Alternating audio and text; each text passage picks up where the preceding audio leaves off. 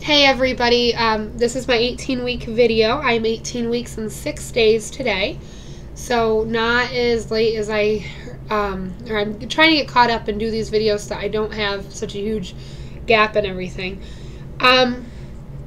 Pretty much symptom-wise, things have pretty much been the same. Like I said in my last video, a little bit around ligament pain, not terrible. I've had a little bit of the sinus pressure and things like that with the headache. Sleeping is still a huge issue. I don't sleep well for long periods of time. And I talked to the doctor a little bit about that, and he said, usually when you're pregnant, there's reasons for, a couple reasons why you don't sleep. Sometimes it's because you're just so worried about everything. Sometimes it's because you're uncomfortable. Like he said, it's pretty early for me to be, uncomfortable, so I don't think that that's it. Although, I kind of noticed that I'm not, I'm not as comfortable as I normally am, but it's not so uncomfortable that I shouldn't be able to sleep. I kind of think the worrying, maybe that's, playing in. We have a lot going on right now. A lot of things coming up that I'm trying to plan for and things like that, so maybe that's it. I don't know. But I'm not real tired either. I mean, I don't know. It's kind of weird because I'm only sleeping, at the most, I sleep like 4 hours in a row, and then I'm up for like 3 hours. So I don't know. I don't know what it is.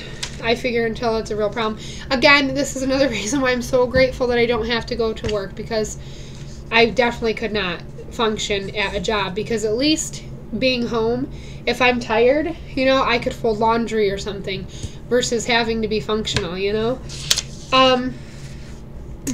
So I had my doctor's appointment on the 8th.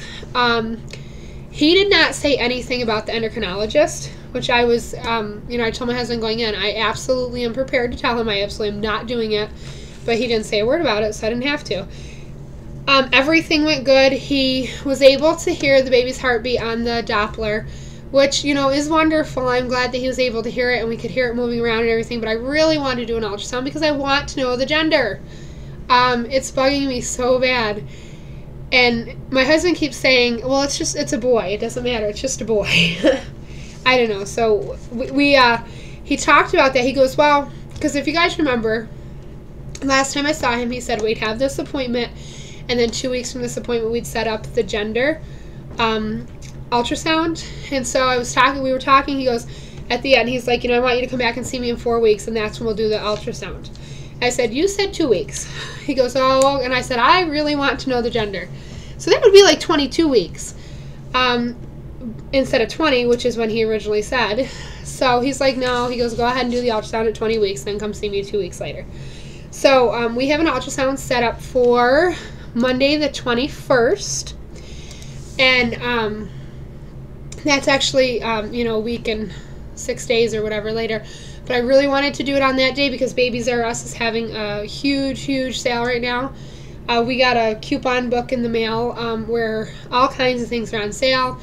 And there's some things that I'm waiting to find out the gender on before we can use that. So, like there's, strollers and car seats. They have the trade-in event going on right now. Plus, if you don't have anything to trade in, which we really don't because it's our first baby,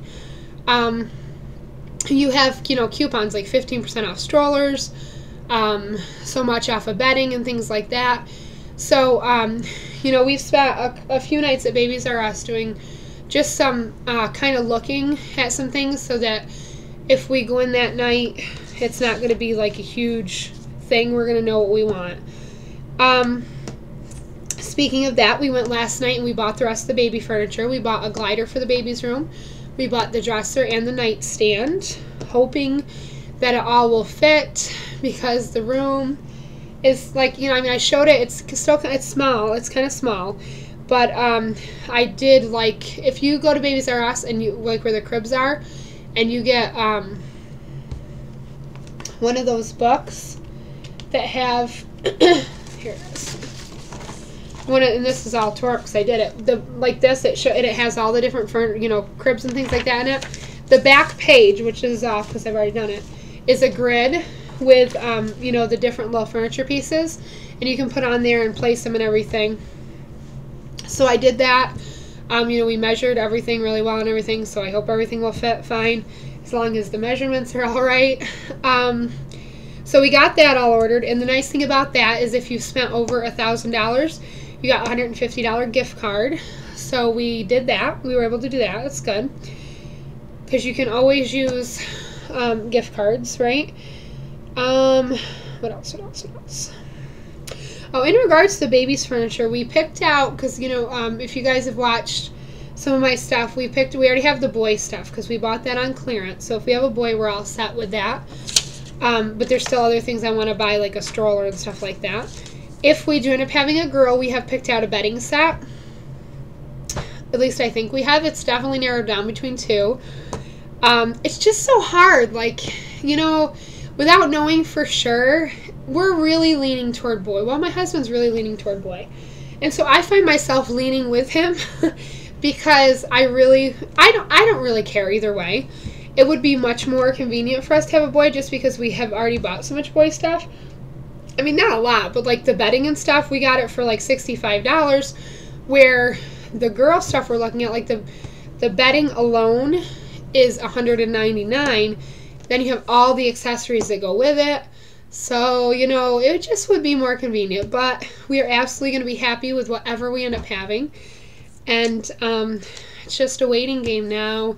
It's, you know, a week and a few days away, and I'm so excited. And I just pray that when we go on that day, they can absolutely tell the baby's not going to be difficult and not going to, you know, not show anything. So, just waiting on that. In regards to the blood and my blood sugar and all that stuff, what I ended up doing is, and thanks for the suggestions. I know some people had said that you can get, you know, monitors and strips and things like that at Walmart real cheap. What I actually ended up doing is my mom had a glucose monitor that she lent me. So I've been using that, and it really ticks me off every single time I test because my numbers are fine. And it just irritates me that I would be spending all this money going to the doctor, going to, you know, buy all this stuff for my stuff to be absolutely fine. I think that sometimes it's a little on the higher than normal side, but it's definitely not diabetic high. For example, today my blood sugar was 85. That was after I ate breakfast. Like, I ate breakfast at, I don't even know, but it was probably 2 or 3 hours after I ate breakfast. My blood sugar was 85. 85. Yesterday when I woke up, it was 101. I mean, I haven't had high numbers. Like, the highest thing I had was 179, and that still is not terrible. I had eaten like an hour before that, and had, you know, like some fruit and stuff, you know, things with sugar in it. So I just don't. It just is kind of frustrating and irritating. And the thing that gets me the most aggravated is that today I didn't take my metformin and it was 85. I forgot to take it this morning and it was 85. So, I mean, the one day we had gone out the night before and I'd gotten a package of gummy worms and I'd had some of those the next morning and my blood sugar was 126. So I'm just kind of irritated with it. I don't know, you know, I don't think necessarily the test was wrong, but I just wonder if, I mean, it's like I've told my husband, this is how I feel about this. I mean, and this is really how I feel. You know, I'm glad that I know that I'm kind of in the pre-diabetic range, you know, because it should definitely be a wake-up call to me. Obviously, when you're overweight, there are, you know, several health factors that come along with that. And, you know, this is just one other reason why it's very important for me, especially now that I'm going to be a parent, to do something about it. But at the same time, which I absolutely plan to do, you know, I do plan, you know, we're planning on eating healthier right now. We had a little bit of a hard week. I think it was 2 weeks ago where we ended up eating out a lot. But, you know, when the baby's born, I plan on, you know, doing more exercise and things like that. It'll be summer. I'll be able to get out and do stuff.